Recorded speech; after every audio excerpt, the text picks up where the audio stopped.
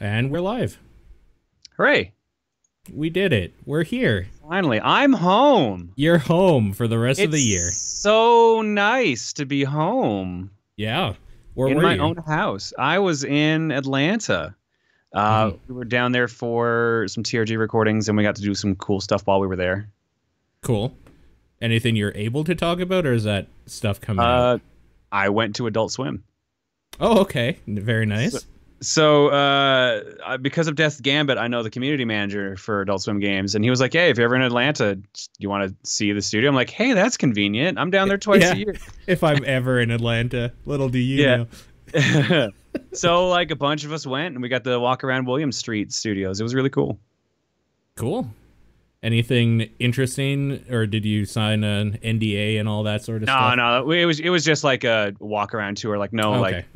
Behind the scenes stuff. It's just like, okay, here, like you can see all the crazy like decor we have around here, which is a lot. Oh, They've I'm got sure. crazy shit on those walls. Yeah. One of my friends that was in our group, he vlogged it, so you can Okay. see footage of it. And I've also got a bunch of pictures too. They had like standees of like half their characters around there. They even had like MC Chris as a cow, Yeah. as a standee, Okay. just kind of around the office. It was great. There's like a Nice. room that's just covered in telephones. One of the people had their office converted into like a tiki bar. It was amazing. That would be a kick-ass place to work.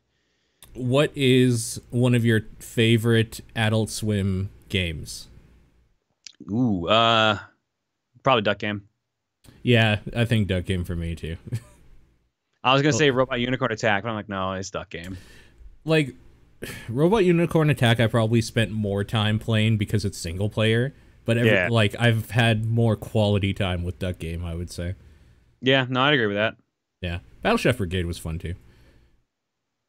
For a while, and then it got repetitive. And then it got hard. It got, yeah, like in a bad way though.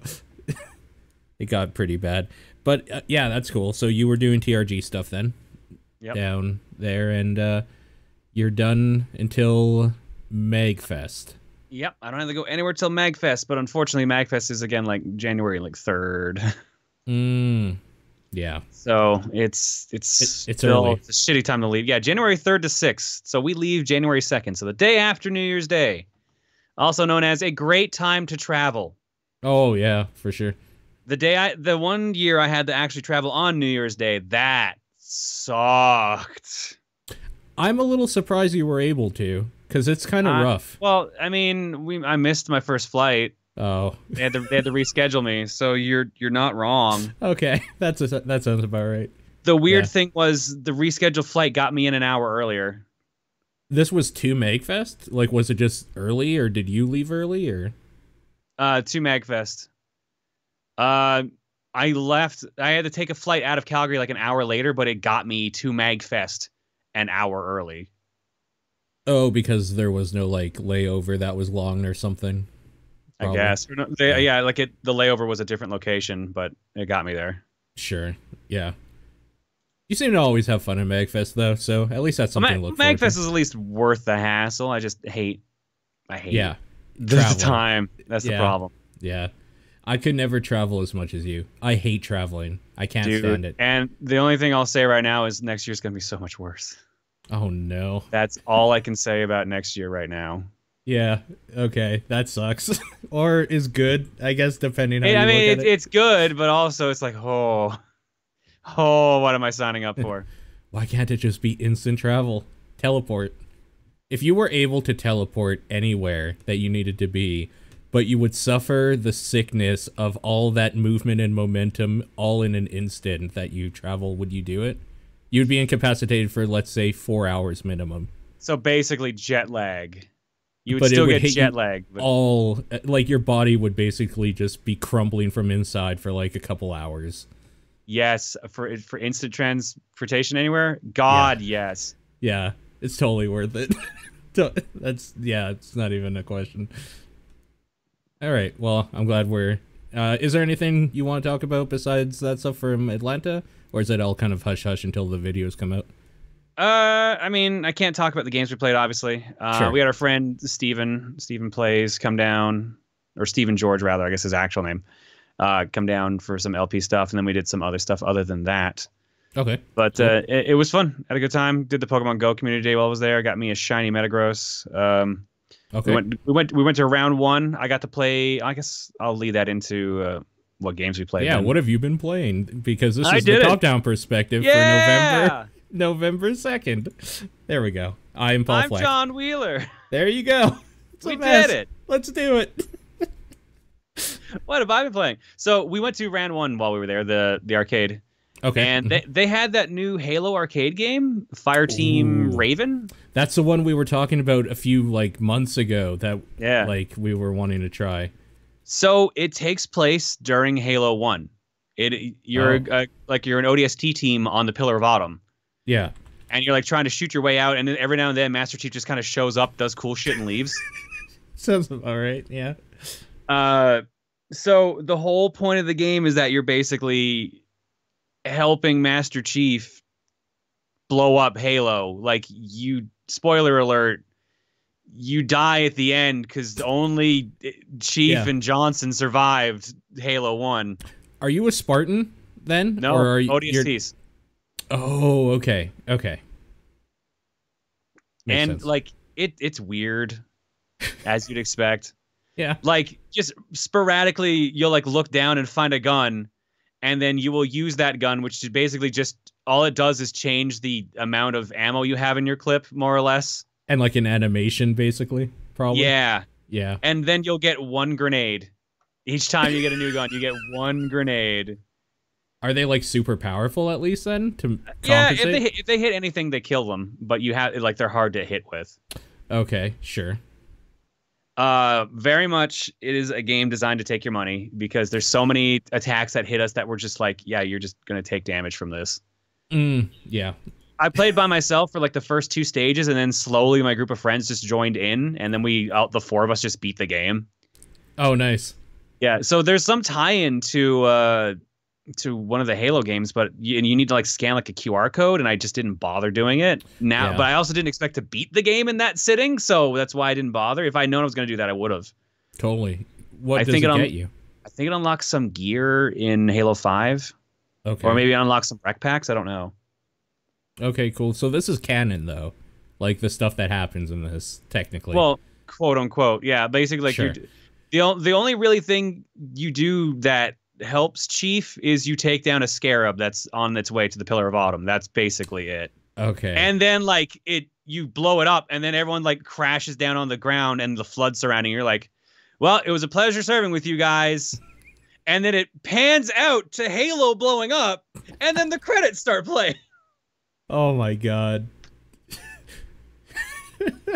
So it's just God, I know you worked through this whole game, but yeah, you're dead now. Sorry. Yeah. Can't rewrite Halo history. You're dead now. It just cuts. Yeah. It's just the most unsatisfying ending since Halo 2. It's really funny. Cool. That sounds awesome. I'm looking at a little bit of video, and it's exactly what I figured. Some rich kid somewhere has this set up in their house, and this is just what they play for their Halo game. So big though. It's a Yeah. 2-screen galley shooter with 4 seats. It's fucking massive. It's impressive. It's super impressive for sure. It lights up while you're playing the game. It does a lot of cool stuff like that. When Halo itself gets destroyed, it flashes away it's supposed to. It's really nice looking too. My only gripe is that it's raw thrills, so it feels cheap at times. Oh, yeah. I don't know how else to describe how raw thrills games feel. Cheap in the way that bullshit happens that you can't avoid or something. Yeah, and also I don't know how to describe it. It feels budget titly at times. Oh, okay. That's just the feeling raw thrills kind of gives off on their games. It feels like it should be good, but something doesn't feel right. Just something's a little off or whatever. Yeah. Yeah. I mean, I can't get that from watching what I'm watching because it looks really nice from what I'm seeing. But yeah, I feel like you need to play the arcade games that they put out to know that feeling. Yeah. I also played their Ninja Turtles 4-player arcade game they had there, and that felt good, but at the same time didn't feel right. And like I said, I don't know how else to describe it. Hmm. You Weird. would, it's one of those like you have to play it kind of deals. Is it something about the feedback that it gives you, or lack thereof? Maybe like maybe the guns don't rumble enough, or like there's. Oh no, not those enough... guns rumble plenty. Yeah, okay, I'm sure they do. Yeah, weird. I also hate that it's a galley gun shooter, you have a turret basically that you're firing from, but you have to keep reloading. So you have to keep slapping this big old reload button that's there. Yeah, that kind of sucks. I don't like that either. Well, that's an interesting experience, if nothing else. Yeah. Cool. We also we broke a Tekken 7 machine. Oh no.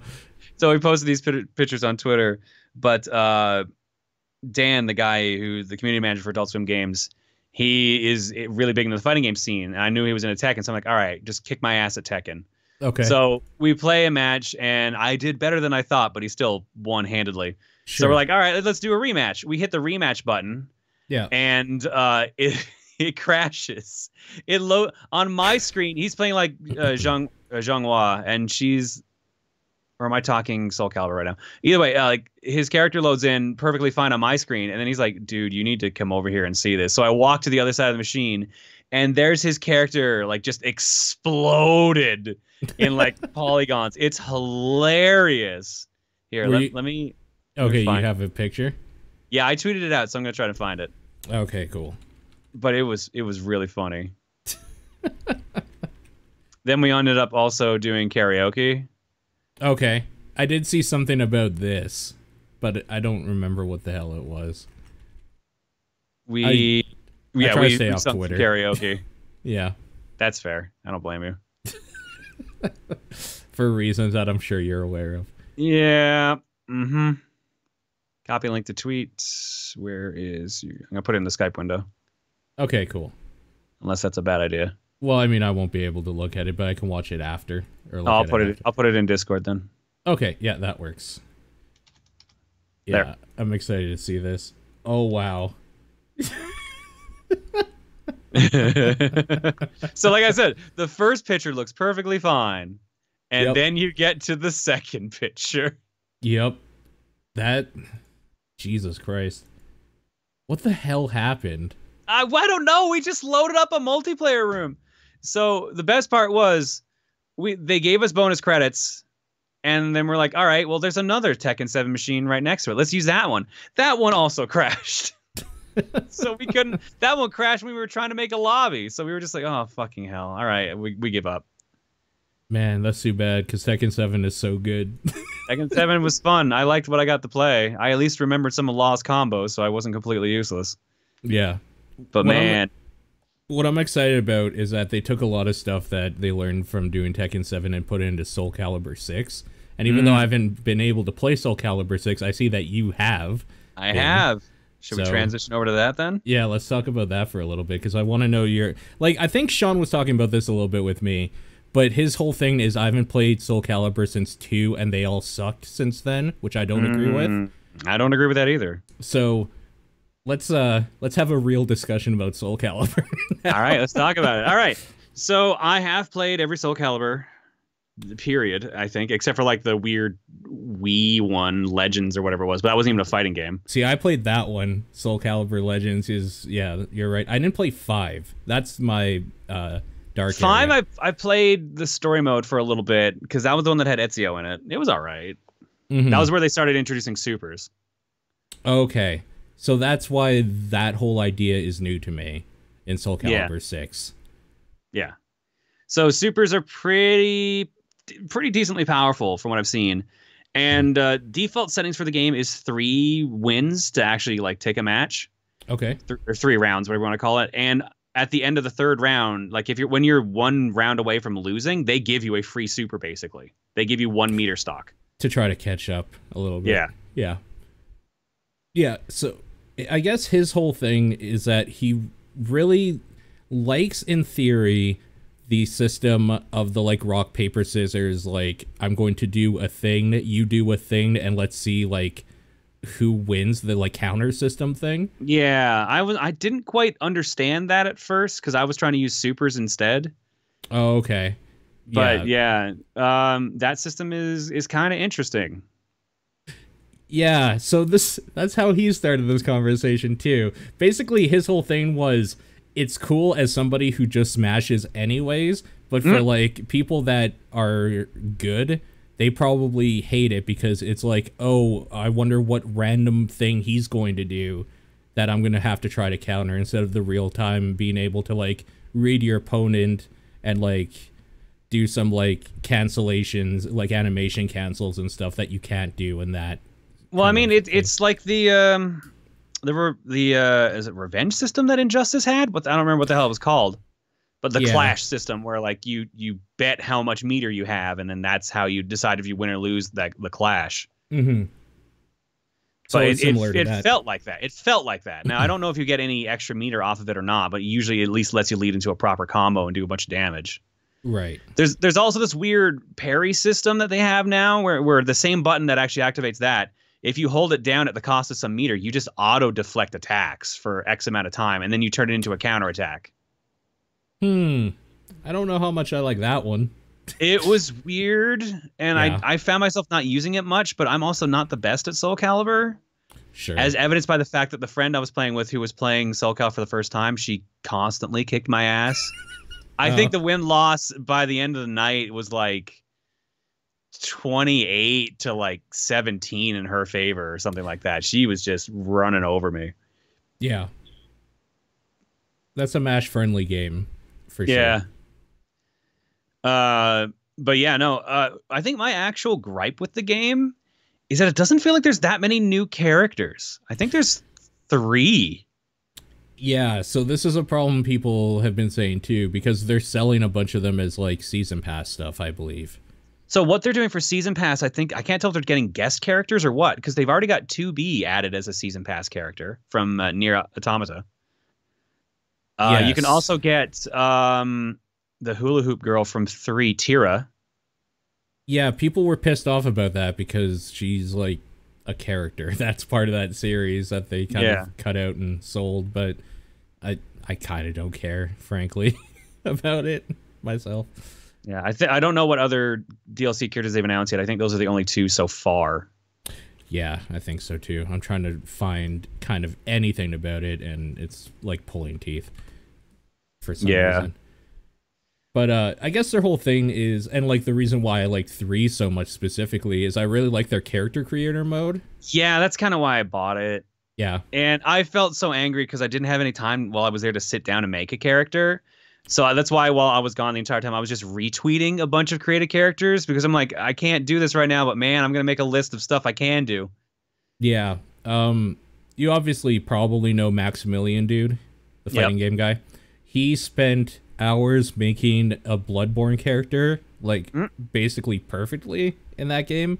And it's gross how much you can do with a little imagination and how to like move some of the dumb assets you get to. Dude, the Cube is my favorite character. Did you see that one? I think you had to use Cheat Engine to do that, but it's amazing. I saw that one. Yeah. The Cube and the Apple were both really good. Yeah. The Apple was definitely Cheat Engine, though. I was going to say, conversely, from Maximilian doing like this crazy, really cool thing, there's a guy named Critical on YouTube, and he just made a naked guy with an apple up his ass.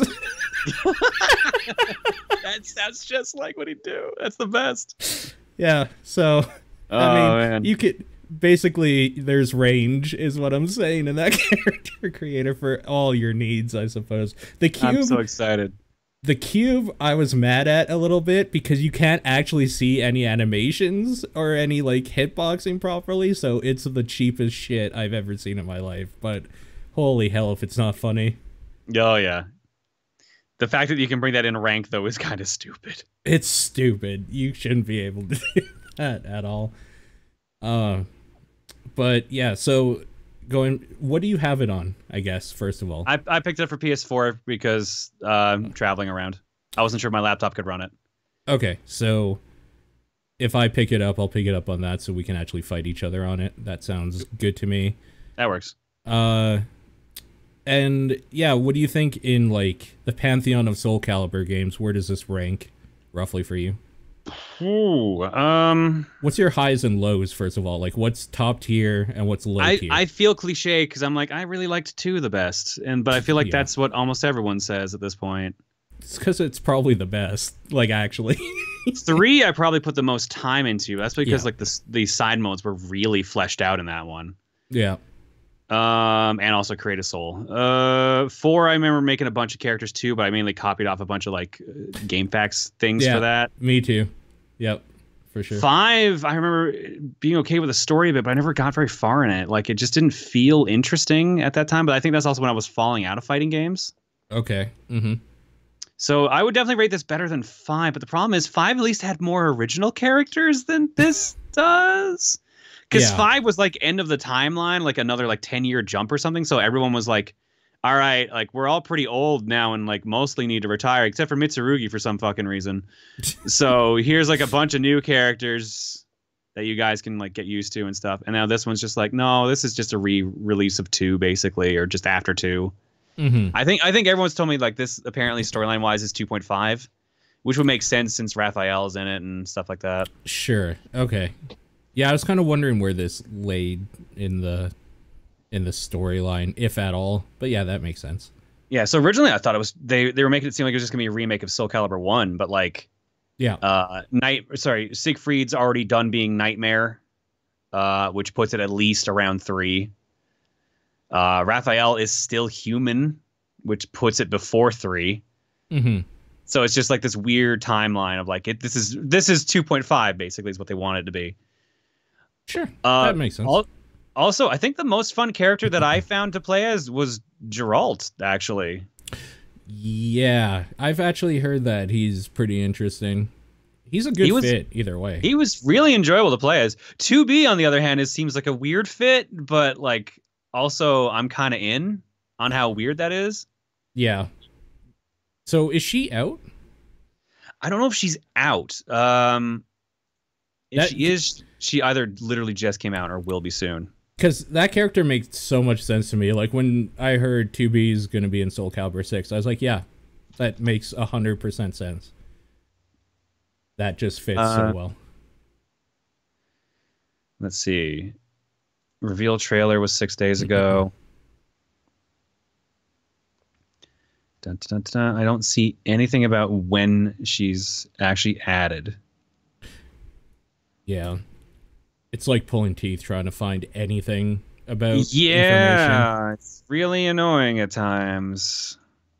Yeah, I don't even know. I don't get why, but Soul Calibur 6 available now. Yeah, it just says coming soon on the trailer. Yeah, that's what I see too. Coming soon. So soon-ish, I guess.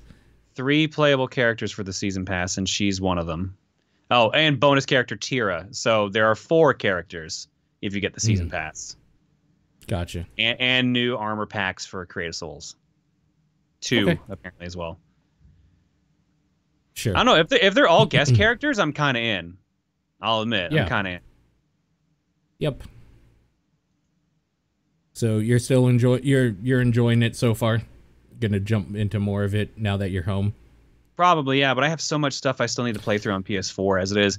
I never got to get very far in Fist of the North Star. I still am not very far in Spider-Man. Like, we still need to finish Yakuza Kiwami 2. Are you gonna do Red Dead 2? No, actually am not. I'm not interested in that, honestly. Okay, that's totally fair. Yep. Because I never did Redemption 1, and the things I've heard about this one are very like, really, kind of. Like too much detail, too much. They went overboard with the thing I specifically hate, basically, about world games. They are trying very hard to make art and forgot to make a video game in a lot of spots. Yeah, but apparently isn't this like the highest reviewed game of the year? Yeah, it's a 97 on Metacritic. Yeah. After 84 reviews, I think that is like the highest reviewed game of the year. As somebody who is currently playing it, it's kind of a slog. But like it's good. I heard the start is real rough. The thing is that it's objectively good, but I'm not having a lot of fun playing it. Oh. Like I can tell though that this is like very well done. Yeah. I'll play more of it and then I'll have an actual discussion about it, but Jesus Christ. There's so much garbage that I don't care about. Cool. What else have you been playing? I forgot what else I wrote down. Obviously, I played through the game that we had to do for the Patreon podcast minute. We'll talk about that later. Yep. I played through Windjammers because that's on the Switch now. That's right. That came out like a week ago, right? Maybe 2? Yeah, last week. It was last week? Okay, cool. Yeah. Windjammers is just as good as I remember, and the multiplayer on that is pretty good. Played local only. Is it local only? No, it has online, but I played it local only. Okay. Okay, cool. So 2-player local only then? And probably just 2-player online, I would assume. I mean, it is pretty much just a ROM running in an emulator, but with like a nice bunch of aesthetic around it. Yeah, I wasn't sure if maybe they added something to it or not, but okay, that's cool. Not that I could tell. I think there might have been like a new stage or 2, but that was about it. Okay. Cool. The main thing is they're making sure that there's interest in Windjammers 1 because they've already announced Windjammers 2 is in the works. So sure, makes sense for sure. Cool, glad to hear it. All right. So I ended up playing this game a bunch because I'd seen a friend stream it. So I was like, oh, this seems interesting. So I figured I'd give it a shot because it got added to the Switch last week. Yeah. Friday the 13th Killer Puzzle. Yeah, this came out on Halloween, I believe. Maybe the day before. I was playing it well before Halloween. Were you? Mm. Yeah. I think it came out like a week ago yesterday. Okay, at least on the Switch, and I know it's been out earlier for Steam and some other stuff. It's been out for a while on Steam, yeah. It keeps getting recommended to me, but I haven't taken a look at it. Holy shit, these scores are very good. Oh yeah, no, it's actually good. Okay, I've been sleeping on this apparently. So it's a slide puzzle game where like you're in control of Jason, and you're running around killing teenagers because the head of your mom is telling you to do it. Yeah, makes sense. But like it's very cartoony. So like one of my favorite you get weapons, different weapons that you can give to Jason to murder people, and sometimes they'll play a cutscene. Okay. My favorite one was we had a tome, so just a giant heavy book. Yeah. So Jason throws this book at this woman, and she's just kind of like, ow. And then what the hell? She picks up and starts reading the book, and then the camera pans back to Jason holding up a bookshelf, who he just throws on top of her and crushes her. But like, so it's all like, it's super gory, but super cartoony. And there's like literally an option to just turn it PG or R, so you can just turn off all the blood. That's pretty great. But it's like really weirdly cartoony. You get all these really weird weapons to use. Like I used a giant fish for a while. How do you kill somebody with a giant fish? Like, is there an animation associated with that, or did they just fall dead? Either slams their head like a baseball bat, crushes them with it, or he just jams the fish down their throat. Oh my god, what a terrible way to die. Oh man, yeah, no. The game, I've been laughing my ass off playing this game though, because like there's a weird, like a super dark sense of humor to it. Yeah. And so like, your mom's head will be like, remember Jason, put on a jacket, don't catch a cold, and then like the button to like put away, to make that window go away. So it's like, okay, mom, thanks, mom. You're right, mom. It's just really silly. So like there's all these like cut scenes too that go along with it, being like, oh, the survivors of like the Crystal Lake massacre are gonna go take a cruise ship to New York. So Jason just sneaks on the boat, kills everyone, and then the next stage is like, haunted ship's been found 6 months later, no idea what happened, and then it's spring break, and then Jason just walks out of the ocean. He's like, all right, guess I'm murdering at spring break now. So they're kind of like the movies. They just don't make sense. He's just there. Yeah. They're just super cheesy. But like there's slide puzzles where they just keep adding like difficulty to it. Like the first difficulty thing they add up is like, yeah, Jason can't swim, so don't slide into the water because otherwise you just drown. Right. And then it'd be like, don't burn yourself. Don't get arrested by the cops, which is weird that it's an option, but it is. Then they start playing around with it a lot where they're like, all right, Jason, don't hurt animals. I know you're a good boy, so don't kill any cats. You're like, okay, mom. And like, so if you stab a cat and like anything you run into, you just stab, like then you fail the stage. So you have to rewind and like do the stage over again. You have to figure out ways to basically keep the cats alive while murdering everyone else. I mean, that's what I've been doing my whole life, man. I get it. And then like whenever you have your one person left to kill to end the stage, they'll scream out something like "Final boy, final girl," but then they'll start doing weird things like "Final millennial, final Jock, final Chad, final Susie, final Chad." Oh my final god! Nerd. It's you know. For like a slide puzzle game, it's way better than I thought it was gonna be. This seems like it fits on the Switch too, because I know there's a mobile version of it, but yeah, you can tell playing the game that it was a mobile version because there feels like there should be monetization in certain spots and there's not. Right, there are things you can buy on Steam. There's episodes you can buy, like episodes I think 9 to 12 are like $3 each or something, but episodes like 1 to 8 or whatever are free or something like that, so that's still a lot of content. I think you get them all on the Switch version because there's no mention of having to buy DLC. Cool. That's cool. I'm glad. Like, this was a surprise hit for me. I honestly really enjoyed it. Cool. Yeah, no, it seems like a perfect little puzzle game to pick up and play on the Switch. Yeah, and like it's not easy too. Like it actually is challenging at times. You have to figure out. So one of the tricks is that if you slide to a square next to a victim, but don't actually get in a position to kill them, they'll get scared and run away from you. So you need to figure out ways to position them so that like sliding into them and killing them positions you in a place to get the next one who's in like a hard to reach spot. So you have to learn how to position your victims. There's a bunch of traps on stages like bear traps and like fire pits you need to use to like kill them with. Certain stages they give you like a move limit before the cops show up and like all this other stuff. So like they knew what they were doing. It was kind of impressive.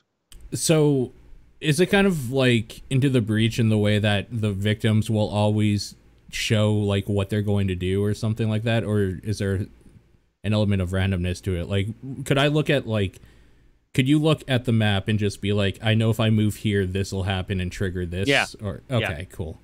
Yeah. Like there's only like so many things they'll do. Like if you're next to them, they'll usually move the opposite direction. The idea is they try to move as far away from you as you can. Okay. You can trick them by like running into phones and making a phone call so that the other phone will summon them towards you. Or if it's a cat, make them run away from it.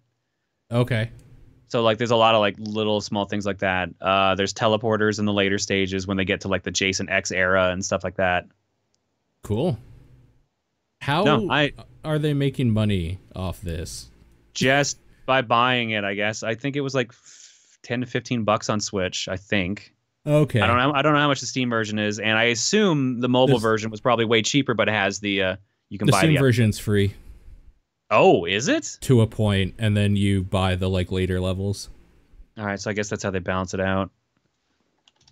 Yeah, that's why I was kind of wondering if maybe they did something on the Switch to monetize it or whatever. But if it's just a standard price, that's dope. I would way rather do that. Let me just double check here. Age verification on Nintendo's website for this. ESRB mature. Why is it not telling me how much this is? That's weird. Yeah, that's weird. It's Nintendo's site isn't telling me how much the game is. There we go. It just took a while. $20, but it is on sale currently because of Halloween. Sure. So on Steam, it's free. You get episodes 1 to 8. Then episodes 9 to 12 are $3.39 Canadian each. But then there's like a whole bunch of different Jasons that you can buy. So you can buy like the bundle for about $20. Oh, you don't get the Jasons. Oh, okay. No. That makes sense. They sell those as skins, it looks like. Yeah, in the Switch version, it's based on how many kills you get. So basically, it's just tied to progression through the game. So I prefer the way the Switch does it because that's the way video games used to do it, and I miss that. Yeah, honestly, in that case, then that's probably the version you should get. Yep, I agree with you. Especially if like getting everything on the Switch on the Steam version is $20. Yeah, because like the whole game is $20 US on Switch unless you get the discount. It's actually more on Steam. It's $17 right now at 50% off, so it's about $35 roughly. Oh wow! Okay, wow. Then the cheapest version is this then. Yeah, it's very cartoony, and again, since they know that it's mature rated, you can turn off the blood. Sure. Otherwise, it's just like a cartoony amount of blood just spraying everywhere. Yeah. Yeah, I'm looking at some of the like little animations of the murders, and they're like funny, but they shouldn't be because they're completely grotesque and terrible. Yeah, but exactly. They're so cute. It's very much, if you have a very dark sense of humor, this is the puzzle game for you. And I do. So yeah, sounds great. Cool. And other than that, the last game I played, or I guess watched technically, and this is one you did as well, Deltarune. So this is the new Toby Fox joint. I felt so bad because somebody on Twitter, like I just typed in Deltarune because Toby Fox put out that thing like, can we spend like 24 hours without people talking about this, please? So I only said the title. And the one response somebody said is, it took me all day to before I realized that that's an anagram for Undertale. And I was just like, you poor bastard. To be fair, I didn't realize that either until you just said that. Oh, really? But you Yeah. probably didn't think about it. No, because I was just like, because the Deltarune is a thing in Undertale, so it never clicked. Yeah. That I was like, oh yeah, it's also that. And then the character names are anagrams for like Asriel and I guess spoilers for people. well, I mean Asriel's a character that you hear about. They're characters from the Undertale universe mixed up. So this thing, as far as I can tell from what I read, Toby Fox put out this TwitLonger. Yep. And it's an FAQ of some sort where he just answers a bunch of like random stuff that people have probably been tweeting him.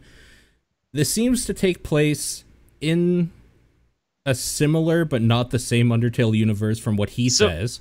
Yeah, so one of the big things with Undertale, if you look into Genocide Run and a bunch of other like behind the scenes story things, is that Undertale is actually a multiverse kind of game. Yeah. Or at least it like touches on that, and this is one of the multiverses. Yes, exactly. So that's why there's a lot of similarities, but not really at the same time. From what he says, it's going to have very little, if any, connection to Undertale at all. And more than anything, he just wanted to apparently try that Undertale battle system with multiple characters in like an old RPG style and see how that would work out. And I think it's kind of novel, actually. I thought it was kind of cute how that works. It kind of works pretty cool. So you get a party of, I don't know how far you got in it. You said about a half hour. Yeah, maybe a little bit more. Yeah. So like you get like a party of 3 characters, and then you have. I got my party, so yeah. So you have to like balance out each of their quirks and like figure out how to. You either can just kill everyone, or you can use your actions to kind of take them down and like pacify them. Yeah. Yeah. But it's pretty cool. The game is about 3 hours long because it's the first chapter / demo. Mm-hmm. He says whenever the game comes out, which could be years from now, more than likely, it'll be multi-chapter, but it'll all be released at the same time. So you won't have to like wait. If you are very familiar with Undertale, there'll be a lot of things that'll make you go, oh, wait, in it, which I can confirm. But the characters that you play as are more or less like very unique. Yeah. And the writing is very on point in that game.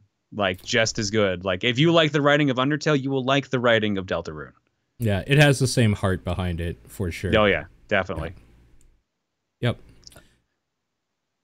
Yep. There's not a whole lot to talk about with this thing without talking into spoilers. Of like what things could mean, not even for Deltarune, specifically for its connections with Undertale and similarities. So also that. Yeah.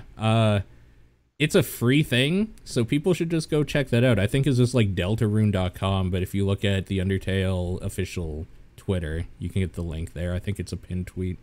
Yeah. So I will say the coolest thing I think they added to the game mechanic is the grazing system. Grazing? Where yeah, I guess that's like, I'm just gonna use like shmup terms here because that's what it is. If you get close to an attack, an aura around you appears and you don't take damage, but you earn TP, which I think they are called tension points. Yeah. And that's your like MP for using like magic spells and special moves and stuff. Right. And apparently it also speeds up the battle so that you get through enemy attacks faster if you start playing riskier. Oh, I didn't know it sped it up. That's cool. Now he said that in the FAQ. That's the only reason I know about that. Because I didn't realize that. I watched Reese play through it all yesterday, so we just kind of worked together to do stuff. Yeah. I kept referring to it as the near miss system because I just got used, like, that's how in the racing games you get your boost and stuff by doing the near misses. So that's how, like, I thought of it. But yeah, no, for sure. I think that's a cool mechanic. I really like the defend mechanic of also being a way to gain meter to be able to pacify.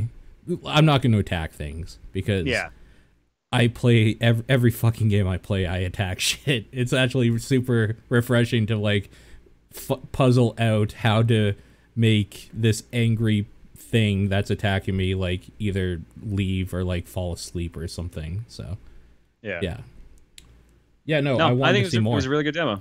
Yeah, I can't wait for the full game. It's just a shame that he literally said, like, the only part of the game that's been made is what you've just played. Like, I've got the story written out, but it's gonna take years. Like, he talked about trying to put a team together, so it's not just him and Temmie trying to put the whole thing together. Yeah. So that'll be interesting to see if, like, if he can do that, because he strikes me as, like, the crazy Kojima style creative person that can't really manage a team, and I think he's aware of that. Yeah. He's like, I don't think this is gonna work, but I want to try it. I mean, look how long it took to just get, like, Undertale ported to everything. That game was one of the biggest games of that year, and it took years to get it onto other stuff because it's just him, basically. So. Yeah. No, I am curious to see where this turns into. Me too.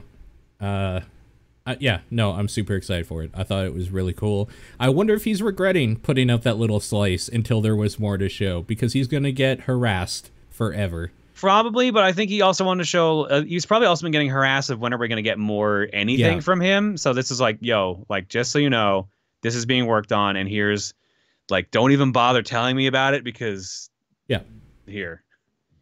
For sure. Good reminder to just, it's out on everything. So if you're somebody who hasn't played Undertale yet, go ahead and pick that up. I still highly recommend that thing for how different it is. Yeah. Cool. And that's all I've been playing, and that works into yours because you also played Deltarune. I did play Deltarune. I also played Call of Cthulhu because this came out the day before Halloween. So I'm curious about this. So is this actually good? Well, let's talk about the pen and paper version of Call of Cthulhu. God. All right. So I was actually surprised at how much influence this takes from the pen and paper thing, in that this is more of an investigative RPG with fucked up shit happening than a first-person horror experience, which was kind of exciting in its own way, because I think those parts are the parts that really stand strong. Like, I think it stands strong when you level up your character to have investigative skills at, like, a high percentage, so that when you do something that's in the pen and paper RPG would take, like, a roll, like, say maybe pick a lock to, like, enter a place to, like, investigate it, or to put together a bunch of clues in your head to, like, make something stand out, or even, like, the hidden object thing to, like, spot hidden objects easier in the world and stuff. I think that stuff works very well in the video game. And it's always kind of cool to be able to feel like what you're leveling up in your stats has real impact in how you play the game. For example, if you level up your strength stat and there is a lock that might be able to be broken and you're strong enough to, you can break that fucking lock or door down. Like, that's just a thing you can do. But if you're not strong enough, maybe, like, you went more in the investigative route so you can pick the lock on the door, and, like, that actually has a tangible thing to it. Where it fails is everywhere it tries to be a horror game. It tries to be like an Amnesia clone, where you are walking around and things are in the dark trying to spook you and make you go crazy. And this is a problem most Eldritch Horror games have, is that Eldritch Horror is based on the fact that humans cannot comprehend the power and, like, evil of this shit that they're being, like, thrown into, and they go mad from it. How the fuck do you show that in a video game for a player that is, first of all, like, everything is a little janky, but also you're separated. It's not you in there. Like, maybe if it was a VR experience, it would be a little bit easier, but you are a person controlling a person in this like fake world or whatever. So it just doesn't hit the way it's supposed to. And this is the problem Cthulhu stuff and Eldritch Horror has had forever in video games, and it kind of still rings true here. Like, I feel like the only game that's really done it to a point that's been memorable has been Eternal Darkness, just with the sanity system. So I will agree it's been memorable, but like that stuff doesn't hold up at all. Oh no, I know it doesn't. I know it doesn't. But I'm just saying, like, at least it's something. Yeah, because it breaks the meta layer where like it'll look like it turned your TV off or something, and like it'll start fucking with you in real life in ways by like knowing it's a video game and doing that stuff, where this stuff is fucking with your character that you are controlling and you know it's a video game, so it doesn't hit at all still. So basically the way I could put it is that when it's its worst, it feels like a bad Outlast clone where you're walking around an asylum, but like in the way that Outlast was designed for you to walk around in an asylum that's like a haunted house and scary things to jump out at you. This fails because it's trying to be something else at the same time. Where it succeeds is the pen and paper type stuff that is like basically Skyrim horror version in this like weird world, but it doesn't go fully far with that because it's a video game. It's in this weird middle area where it's like a little better than average, but that's from somebody who wasn't expecting a lot, because I've seen these fail multiple times, these types of games. So I was kind of knowing what I was getting into. But like, if you're wanting a horror game, I think you should look elsewhere. This doesn't hit that note at all. I'm looking forward to seeing the story through, because I like how these stories always go batshit insane, usually for the worst, in that like it ends off in this giant thing where you're like staring down this weird tentacle monster running through a fucking vortex through space while like your secondary body is somewhere else doing something else, and you're trying to like control this garbage, and then it just turns out you were in a dream or in a coma, because that's how all these fucking things end up in the end. But you pretty much just wrote the rest of the game, is what you're saying. Right, exactly. But I kind of want to see it through. I want to see if they impress me with anything. This is kind of like, I don't know. This isn't a AAA studio and a AAA title, but it's priced at like $50 Canadian, so I think I was expecting a little more quality too. The voice acting is here hit or miss. At the very best, it's funny, like in a laughable sense, where the main fucking police guy talks like Chief Wiggums and sometimes, and it's terrible in like a funny way. I don't know. It's a whole mess of things that like work out if you don't care a whole lot and you just kind of want to see, like, you just want to get through it. If you wanted like a good horror story and a good Call of Cthulhu thing, because this is the official game or whatever, it falls so flat on that, and it's such a bummer. But for what it is, I'm enjoying it, I suppose, and I'll keep playing more of it. There's not a whole lot more to talk about without like getting into spoilery territory, so I won't do that, but just know that this might be something that you could wait for a sale. This seems like a good $20 game, like legitimately. Maybe even 30 if you're, I don't know. I feel a little ripped off. And I might be the like best you'll get for this, for the audience for this game, because I knew what I was getting into, and I was excited to see how bad it was, and it's still disappointing me in a lot of ways. Wow. So, yeah.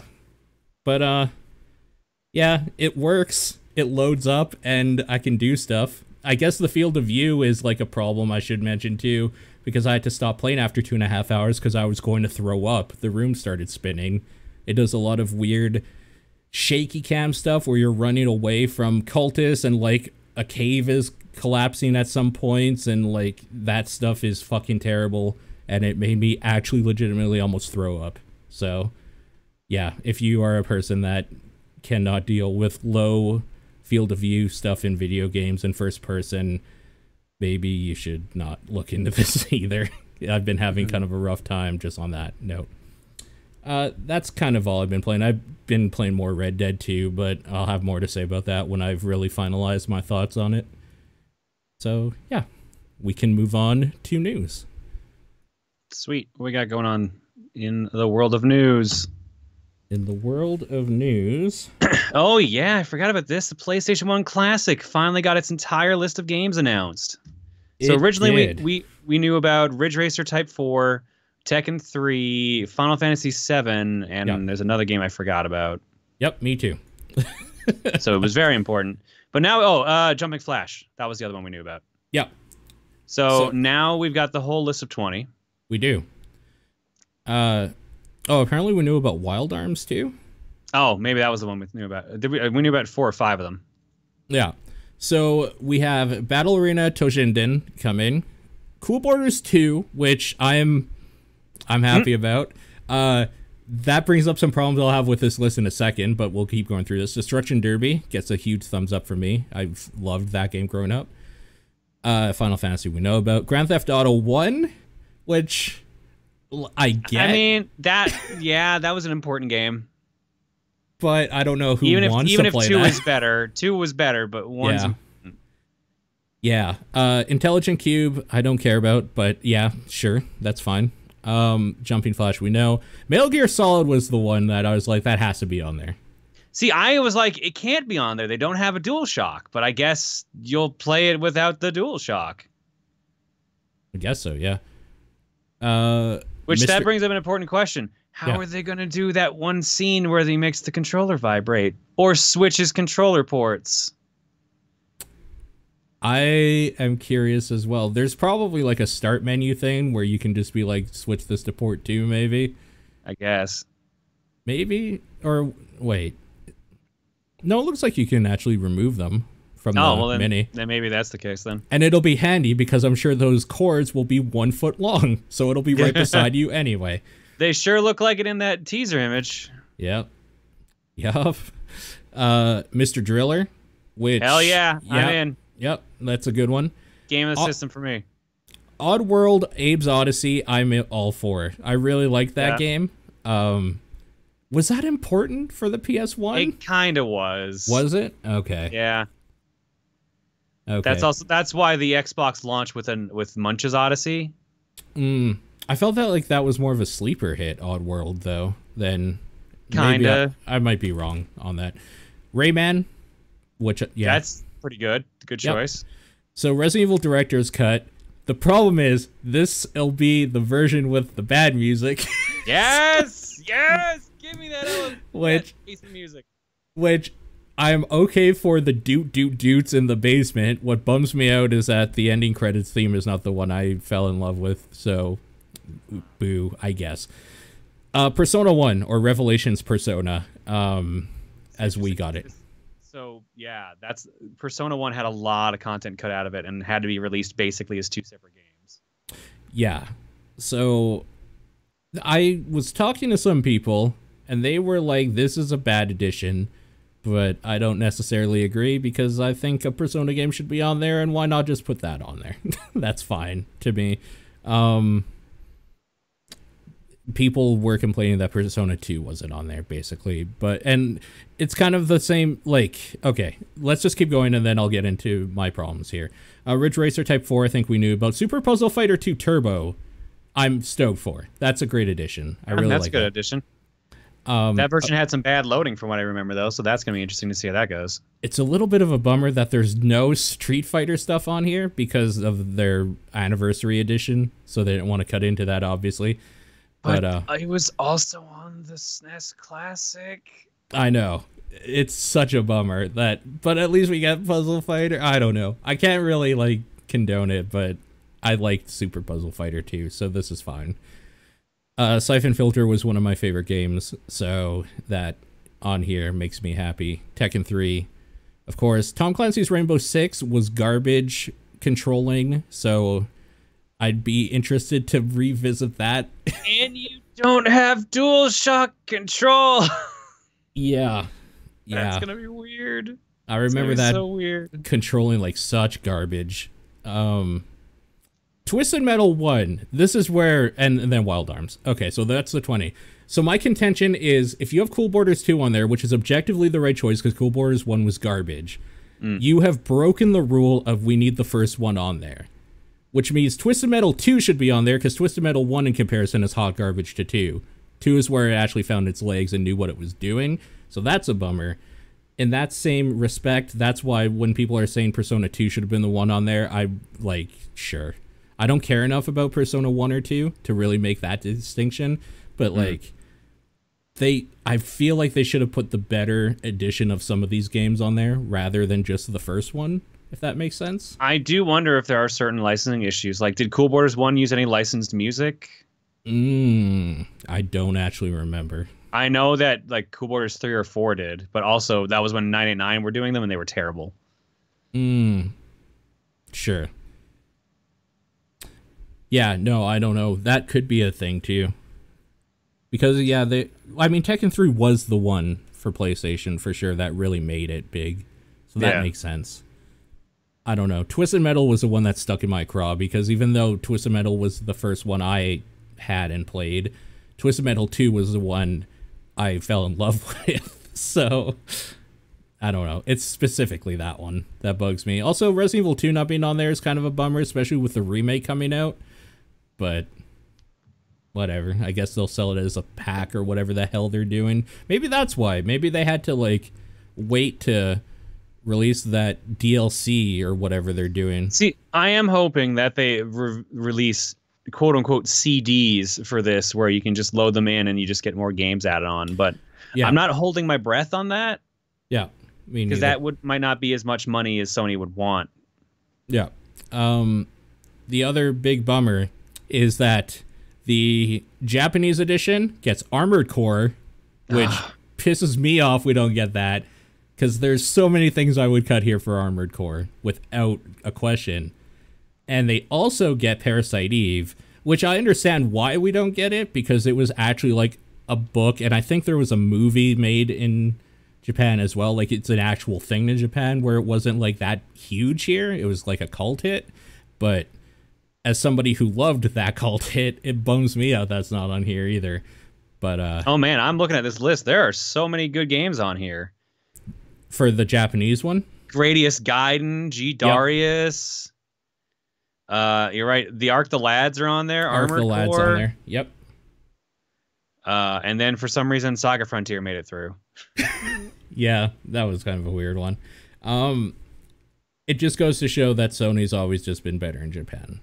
And like, we got the scraps here, which is probably fine because some of these scraps are pretty good. But boy, I would have liked Armored Core because I don't have any copy of that game.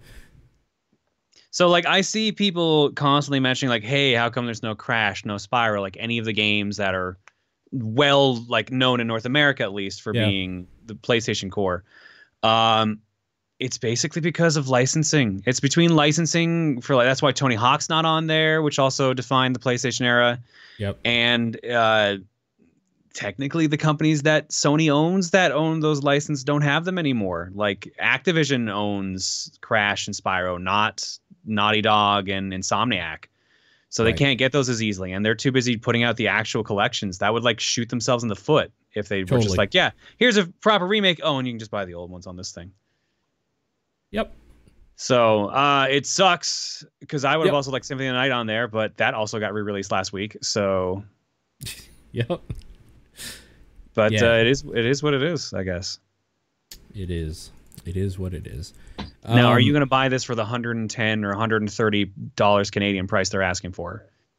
No, this is also a discussion I've been having with people, is that, like, I'm well aware that as somebody who doesn't really collect this sort of stuff, and, like, I don't have a kid, and I have all the games I care about in other forums on here, like, that I could play, this stuff isn't for me. Like, I've had my time with this stuff growing up, and I have, like, ways to replay that.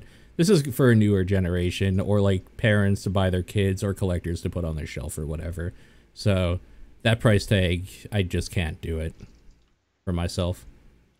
But, like, this is one of the things that if I did have a kid, you bet your ass I'm buying that thing. And they're gonna get to play that. And play all these games I loved growing up.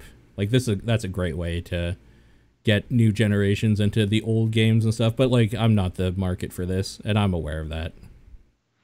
The funny thing is, like, looking at this list, like, a couple of the games on this list are actually more expensive than the PlayStation Classic itself is going to be. Like Persona goes for about 155 US complete. That's hilarious. The disc is just $78. I'm wondering if those will go down with the release of this. Probably not, because collectors are the market for $5 probably at best.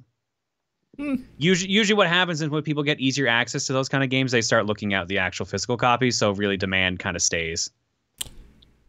Makes sense.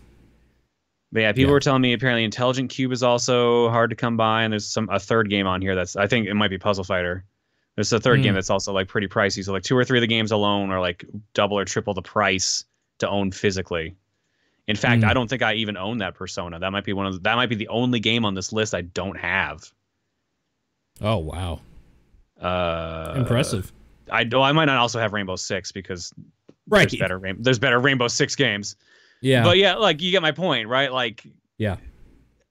A lot of these games I'm like, yeah, that's cool, but I probably would not have gone out of my way to get these otherwise. Sure. Understandable. I also wonder, because they're going to have the issue that SNES and NES Classics didn't have, are they going to simulate loading times? Holy shit. Have they even said anything about that? I really hope they don't, because that was the worst part of that era for me, is how much time I wasted waiting. So, I don't know. They haven't really said anything about that, but I guess if they're like true ROMs, they probably should. I don't know. I hope not. I really hope not. If you have the capabilities to and you want one of these things, my recommendation, buy the Japanese one. Because that's the one, man. That's the one. Moving on, talking about old games, specifically from the PlayStation or a PlayStation era, Medieval is coming back, completely remastered. Why? Right? So I get this one mixed up with Maximo in my head all the time. So I had to actually watch this announcement trailer to remind myself which one this is. And it's the one I cared less about, but I still think this remaster looks absolutely phenomenal. People can look up Medieval on YouTube if you wanted to check out the video, and that announcement video shows like the old game with like the new version of it like right after, and just how much work was put into it is absolutely astonishing. And I kind of hope it does well, because why not? Why not, I guess. But for people that cared about Medieval, this got me to care more about it. Like, it looks interesting and it looks fun. In a way that the original never grabbed me, so maybe there's something to it. Speaking of things being remade again and again, Netflix's Castlevania gets a season 3, so we'll get another 4 to 8 episodes of that soon. Hell yeah! I heard season 2 is really good. I haven't watched it yet, but I'm so excited. I'm excited there's 8 now instead of 4. That's really good to me. That's double. But it's still only a day binge, which is like perfect, because I've been hating series a lot lately for not respecting my time and being too slow in a lot of parts. So I think like 5 hours for a full series, I think that's fine. That's totally doable for me, and I'm excited about it. Also, I really like season 1. It's really cool that season 3 has been announced, and yeah, they're going to continue on with that. This isn't video game news, but it's the most important news we probably have. Goku is finally going to be part of the Macy's Thanksgiving Day Parade by getting his own balloon. Finally. The man can already fly. Let him be a balloon. Yep. So look for that this Thanksgiving Day Parade to see your favorite Super Saiyan flying through the sky next to Snoopy and a bunch of other crap. I don't even know what balloons are in that thing anymore. But that balloon better scream when it's going by the crowd. I really, really like this idea that Goku's in it, because it's going to be the slowest Goku's ever been seen flying through the air. Oh my god, I love it. Okay. Let's get into the real news for this week. Right. Smash Direct happened yesterday. Yep. And I did not watch the actual video, but I kind of caught the recaps of it, and you and I talked. I actually watched the video. I watched it hours later because I was not getting up that early for that. Sure, makes sense. And I'm glad I didn't, because I might have been a little disappointed if I had gotten up early, but waking up at a normal time was fine. Yeah. Starts off with Ken being introduced from Street Fighter 2, and then Incineroar from Pokemon Sun and Moon. So 2 new characters. Ken is an Echo Fighter of Ryu, because of course he is. Yeah. I think the Direct even jokes that he was the original Echo Fighter, so it makes a lot of sense. It is his current VA. It's Dante's voice actor, so it's nice to hear Dante in a Smash Brothers game. Yeah. Ken does play like he does in Street Fighter. He has Shinryuken as one of his supers, and like his crazy kick ultra as well. Cool. I guess we'll just jump into this since we're talking about new characters. The end of the Direct, they talked about they're introducing 5 DLC characters that are each getting their own stages and extra music added in. You can buy a season pass. And also, if you pre-order the game between, I think, now and January 31st, or like if you register the game between then and now, you get as a free bonus character Piranha Plant. Yeah. It is finally a character I can care about in Smash. I mean, to be fair, I feel like there hadn't been a what the fuck character yet for Ultimate, and this kind of fills that slot, so I'm excited. Because that character actually looks really fun. Does it? I actually didn't look any video up of him. I'm going to do that as we chat there's right a trailer for him. He looked kind of fun to play as, honestly. Trying to think of what else here that's worth talking about. They finally revealed what that green square was on the main menu. It is Spirits mode and World of Light single player. Spirits mode is basically this game's version of stickers and trophies, where they are characters from other series, either related to the games in there or not. Like Shantae was shown to be one of the spirits. Oh. A lot of Metal Gear characters and stuff like that. But like if they're tangentially related, that'll be there. So they basically, you use them to power up your characters and give them special abilities. You can trade them in for other ones. You can sell them off for currency and stuff like that. The shop's back. You can buy songs and stuff like that there. What else was worthy of note before we jump into the actual talk about single player? Does that confirm that Shantae won't be an actual fighter? Pretty much. So the entire roster has been revealed, minus the 5 DLC characters. Mm-hmm. So she could end up becoming a DLC character, but I personally doubt it. Oh, I doubt it too, but I've always had a little bit of hope, especially when they started coming out with those Shantae games on like Switch, and like, well, maybe now she'll be in Smash. I don't know. I really like those games, so that would be great. But man, what a bummer. So yeah, they showed off a bunch more assist trophies. Dr. Wily in the little teleporting capsule, Springman from ARMS. The Black Knight from Fire Emblem, specifically Ike's Fire Emblem games. Okay. Piranha Plant looks fucking great in the stupidest way. It's so good. I'm excited. I was missing the dumb character, and this is it. I was like, oh, it's going to make Isabelle the dumb character? Nope, they had a plan. If you miss out on the pre-order bonus for getting Piranha Plant, which Piranha Plant doesn't get added into the game till February, you'll eventually be able to buy it for paid DLC. Okay, cool. I'm trying to think of what else. The single player mode they showed a cutscene for, and then they started showing off like some of the main map and how it works in passing. Basically, it's kind of like an event mode where you go around this giant map, freeing up all the other characters. Everyone's been killed or imprisoned except for Kirby. So you have to use Kirby to go save all the other characters in all these weird match modes. Great.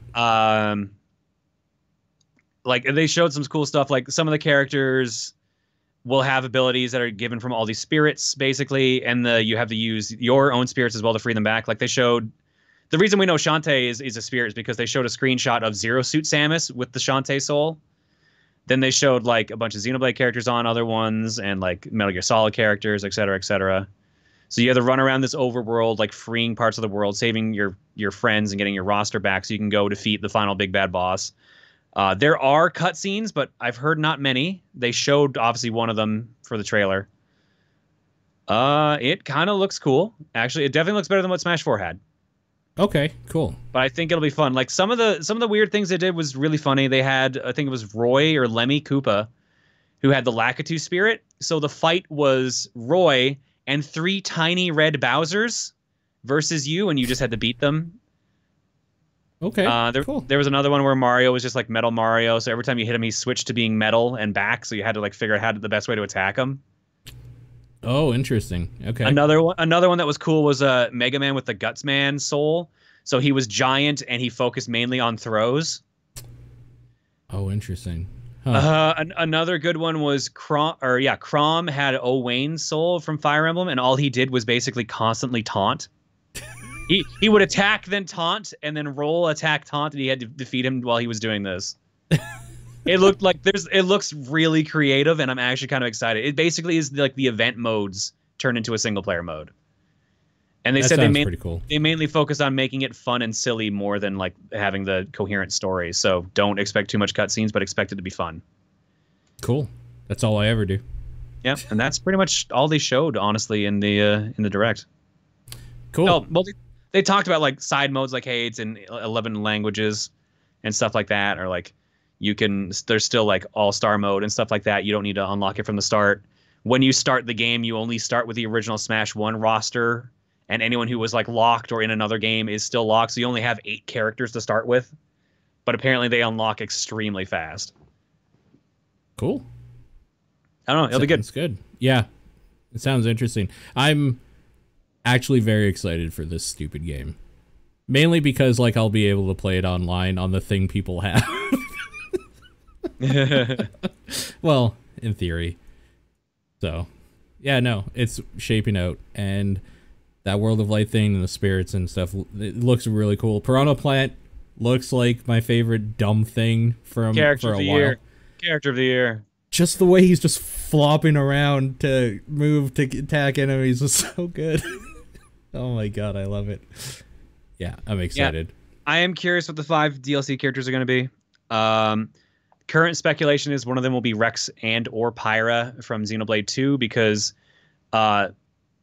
Sakurai specifically apologized that he couldn't put anyone in from Xenoblade 2 because planning on that game began after Smash Brothers had already started development. So, but he specifically, like, if you get the season pass for the game, you get a Mii Fighter costume for it. So people are like, he was weirdly apologetic about that. And apparently he's a big fan of the game. So maybe like it'll be one of the 5 DLC characters, but no one knows for sure. That'll be interesting for sure. Yeah. And a lot of people are still fighting and being like, oh, maybe that Grinch leak will come true in the DLC. Maybe we'll get Banjo-Kazooie. I'm just like, no, give up, please. Dear God. Let it go.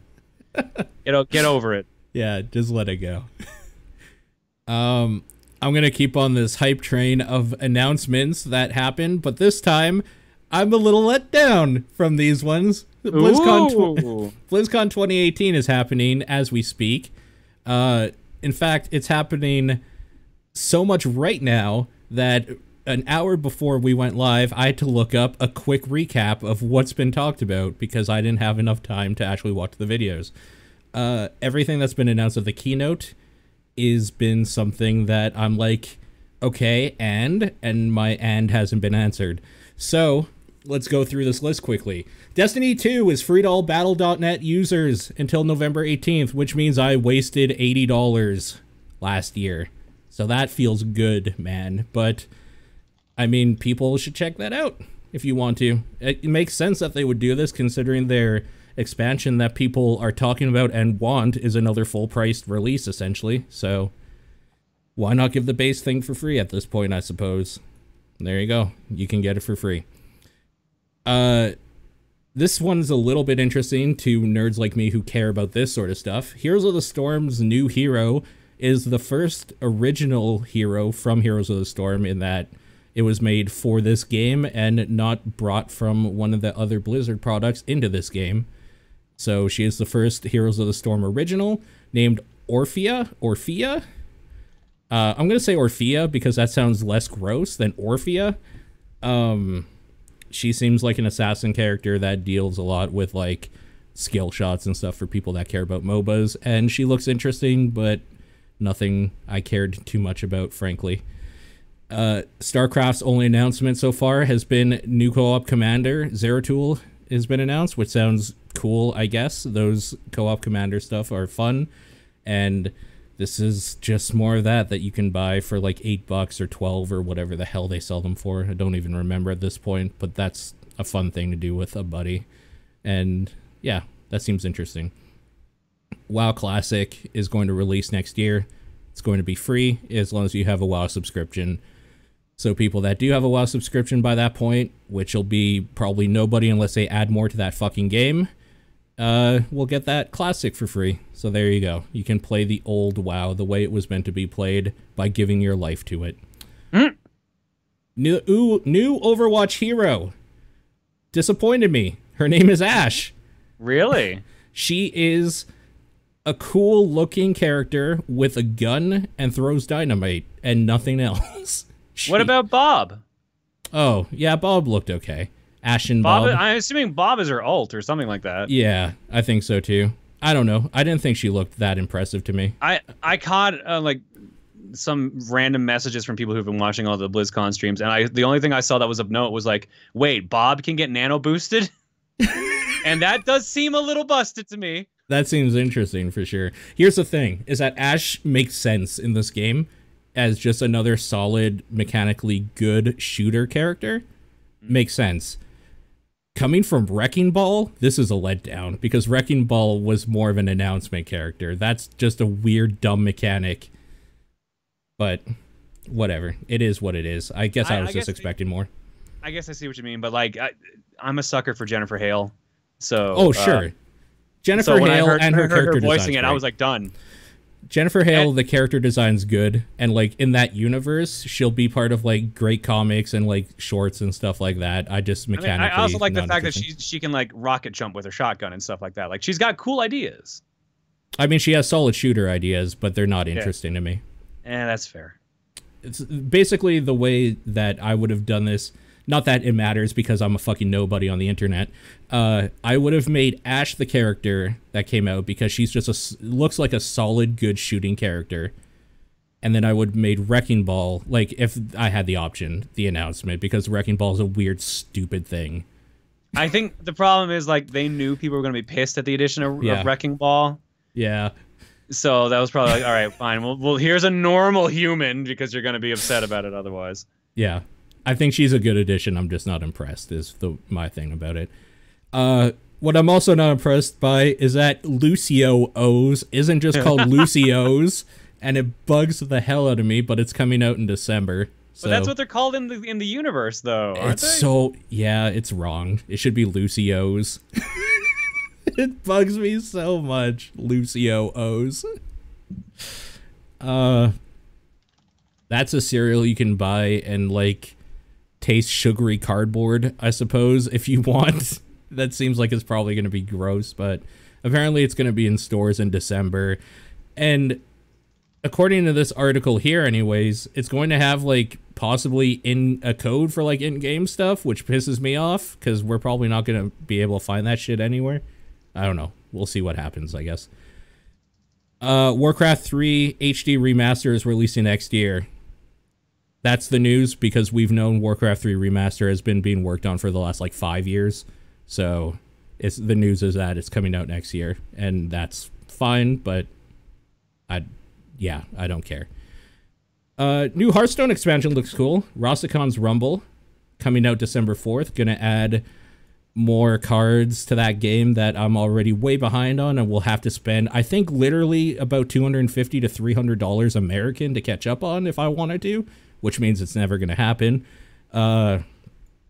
Troll-based expansion, going to have a new keyword called Overkill, which will give you rewards based on that enemy or whatever killing an enemy but more health or doing more damage than they have health or whatever. And I guess the big thing is for Diablo, for the longest time before last week when they sent out an email saying to the contrary, I was saying to myself, they have to show something for Diablo. Diablo 4 has to be coming out, or at least something, right? Like, they have to be saying maybe HD remake of Diablo 2, or at the very minimum, a new class or hero.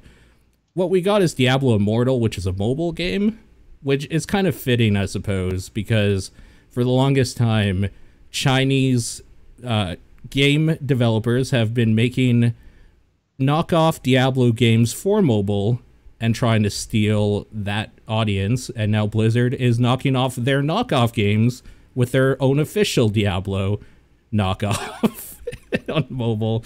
So the circle of life continues, my friends. The circle of life continues. Basically, this has been an off year, as they call it in BlizzCon stuff, and while that's fine, I'm just disappointed that Diablo still gets shafted, and I can't... But hey, it came out on Switch today. Yes, that's kind of exciting. Like, apparently it's actually a good port.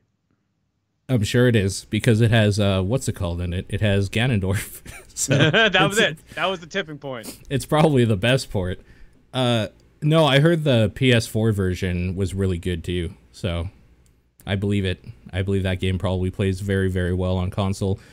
I thought to myself, like, they have to at least show, I don't know, a new class or something for Diablo 3. At least. Like, give me something. And they didn't. And I'm really, really sad, because Diablo continues and still will always be my favorite franchise of Blizzard, because that's the one that, like, I have nostalgia for, that really got me into PC gaming even in general. And it just continuously gets shit on. And in turn, I as well take the shit from it. But yeah. Anyways, that is it for news for this week. So now we can move on to questions. All right. As I mark down timestamps like we used to back in the old days, in the old country. In the pen old and paper. Country. The old country of podcast. Exactly. If you want to write in, topdownperspectivegmail.com is the best way to do it. Or go to our Discord and become a member there, and there is a little channel you can put your questions in, which we grab from regularly as well. Or you can just tweet us at TDP Podcast, or write into John's P.O. Box, or facebook.com/topdownperspective if you're really old-fashioned. I'll take the first question here from Mage, asking a question about DLC. What paid DLC is always worth it in your opinion, and what DLC is never worth it? Ooh. Expansion packs. Always worth it? Or not, or never Like worth it? Always. I'd say always worth it, or close to always. Yeah, I agree. Because if you're gonna... The idea is that if you're gonna buy the expansion pack, it's because you already like the base game and you're gonna get more content. So it's probably always worth it in that case. Never worth it for me. And this isn't to say that I don't do it, but never worth it is aesthetic stuff, skins, yeah, costume packs, yeah. Yep, every time. Because it is literally just color changes and pixels that you are giving real life money to. So, yeah, that's definitely the answer for me as well. Next question comes from VGC Kenny. Question about a habit of Sean's, although he's not going to be here, so let's see how this goes. Number one, when Sean says he doesn't replay games, why do you think that we as listeners antagonize him for it? Because he seems so stubborn about it. That's honestly why. Yeah, this is a thing that, like, is an internet thing first and foremost, but it's also a friend thing where, like, you just jab at each other a little bit to, like, test each other. And he plays into it, is the thing. If he didn't, sure nobody does. would. Yeah. Also, because he's objectively wrong and has bad opinions, so you should make sure to keep doing that. To keep bugging him about replaying old games. Question 2, and having glanced at this one, I already have a good retort for this. Okay. I noticed that whenever Sean goes Black Friday shopping and posts his haul, oftentimes we will see a movie he's seen in theaters in there. Why do you rewatch movies but not replay games? And just because I acknowledge the strange behavior doesn't mean I'm going to stop unless Sean asks me to. Movies are shorter and don't require you to pay attention to them all the time or control them. You can do other things while watching a movie. Like Sean admits numerous times, he'll just background watch movies. That's how I watch most of the, like, even stuff the first time through. That's how I watch a lot of stuff, frankly. Yeah. No, you're totally right. It's a completely different experience, and you don't have to focus on anything. It's just there. Yeah. You're just watching. So I'll never give Sean crap for that. It makes sense. Agreed.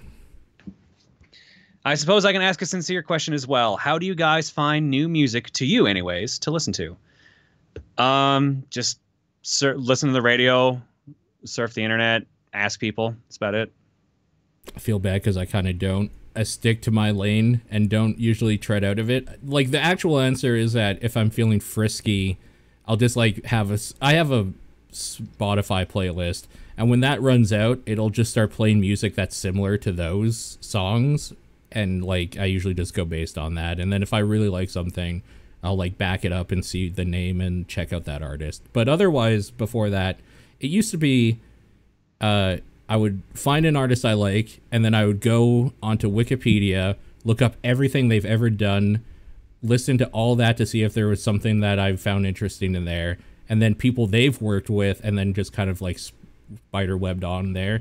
Then it became by friends' recommendations, and now it's by whatever algorithm the program I whatever the mainframe thinks I should be listening to right now. Because the mainframe kind of does that, right? It's like, the mainframe is kind of like, you're listening to, I don't know, I'm trying to think of, like, Queens of the Stone Age, and there's like, Josh Homme has also worked with this guy on this project, so then you'll check that out, and then it'll, like, force you on to, like, something they've done, and it kind of does the same thing I used to do, just automatically, and I kind of enjoy that. Okay, Rasterman7 says, kind of a personal question. You can skip it if you desire. Oh, no. Okay. How hard was it the first time you asked someone out on a date, if ever? I've been trying to ask a friend I've known for quite a while, for months. I've been stuffed with university work and the sort, leaving little to no time to do so. My other friends told me the fact that I'm picturing different scenarios and fearing the outcomes, that it's probably related to the fact that I've never done it before, and that it's better to do something quick in order to get some sort of feedback. What's your opinion on the matter? By the way, I'm not asking about the details, rather the experience in general. Okay. Yeah. It was definitely not easy. It sucks, dude. You have to get used to the idea that you are going to be turned down forever. Like, it's real bad. But then you don't give a shit at a point. After a while, you're just like, fuck it, it's just worth trying at this point. Yeah. And then usually by that time, you're also at that point, you also kind of know if it will actually succeed or not, or you at least have an inkling for it. But then you get to go through it all over again when you finally decide to propose to that person. Yeah. Just throwing that one out there. Yeah, wonderful. So that sounds fun. To do with your situation, if I might be so bold, if you are going to ask out your friend, be prepared to lose that friendship, because that could get awkward depending on how that goes. And if that's worth it to you, because it depends. Yeah, it also depends on the person. Yeah, it could. Just weigh the cons is what I'm saying. If that friendship's important to you, go elsewhere, man. There's plenty of fish in the sea. Trust me, I've been rejected by a lot of them. So maybe they'll say yes to you. P.S. The reason I asked about the birthday cake question that you weren't able to answer last week was because I was going to cook a cake for my birthday and wanted some opinion on the flavor people usually prefer. I finally decided on apple pie and tried another couple of tries. It was done. People seem to like it, so it's all good. So the reason we didn't pull this last week is because Sean and I legitimately didn't know flavors of birthday cake, since birthday cake is kind of its own, like, flavor. What? Like, no, there's like vanilla, chocolate, devil's food, red velvet. Yeah, those are types of cakes. Yeah, that's all a birthday cake is. It's just those Yeah. with icing and it's birthday themed. That's literally it. Yeah, birthday cakes usually have like shit on it, don't they? You mean icing? Like a birthday cake is like a flavor you can buy of shit that has like, I don't even know how to explain it. It's just like a sugar taste. Birthday cake flavored things are just vanilla cake with a lot of icing and some sprinkles. That's all birthday cake flavor is. But an actual birthday cake can be any flavor of cake you want it to be.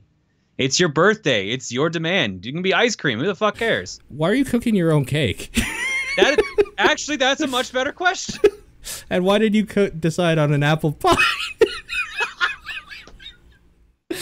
Oh my god, this question just keeps giving. Holy There's shit, so maybe many we layers should. here. Maybe we should have had like a cake.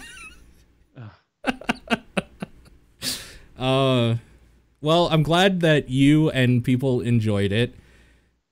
Like, I guess I would just do probably like vanilla or chocolate, whatever came in a box. Especially, if I was cooking my own cake or whatever, or baking my own cake, I don't know why I keep saying cook because that's like the wrong word to use there. If I was going to bake my own, I would probably just buy it. Frankly, I probably wouldn't put in the work for it. And then I'd be that sad person that bought and ate his own birthday cake sitting in the dark at home alone without any friends. So, yeah, that's what I would do. Got the last question? All right, next one and last one actually comes from Sarcasm. Who is your favorite classical music composer, if you have one? Extra credit if there's one piece of music from them that you're especially fond of. Beethoven, 100%. More than anything, I just like kind of the story of like the tragedy of a great composer losing his hearing and then writing one of the most classical, like best pieces of music ever written after he was deaf. That's so like sad and like beautiful in its own regard. Yeah, I gotta go with Beethoven as well. The funny thing was, when anyone ever brings up classical music, Moonlight Sonata immediately pops in my head. So Sure. I was like, can't be cliche with Beethoven. No, I have to be. Yeah, it's just too good of a story. It's like a superhero origin, essentially, or like the origin of a villain, maybe. Losing your hearing when you're a musician, like, is like the beginnings of taking over the world to make sure nobody hears music ever again or something. But like Mozart was probably like legitimately one of the best ones, I guess. I don't know. And extra credit if there's a piece of music from them you're especially fond of. I mean, his Ninth Symphony. There's a reason why it's a classic. It's like one of the best pieces of music ever written. As like lame as that answer might be. Also, Moonlight Sonata, as you brought up, is just real good. That's just a good piece of music as well. Okay. I think that's it. So, what is... Oh, yeah, thanks for writing in, everybody. topdownperspective@gmail.com. TDP Podcast on Twitter. Facebook.com/topdownperspective. John's P.O. Box. What is your game of the week? You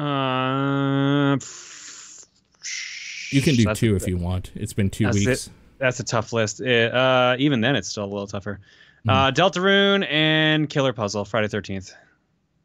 As much as I don't want to, I'm going to say Call of Cthulhu, because I played more of it, so. Okay. Thanks for listening. We are going to do the TDP Plus thing of Minute, so for Patreon backers, you'll be getting that in your feed at some point during the weekend, or more likely Monday morning. And I don't know if we announced this because Sean didn't put it in the notes, but The Quiet Man is November's TDP Plus game, so thank you, and I think, for choosing that, and we'll be talking about that beautiful disaster because it looks like garbage. And just as a side note, I tried loading it last night, and it barely loaded at all because it kept crashing when I tried to start it. So, yeah, we're off to a good start with that. Other than that, all three of us should be back next week as far as I know. And, yeah, that is it for us for right now. So thanks for listening, and we'll see you next week. Bye, everybody. Bye.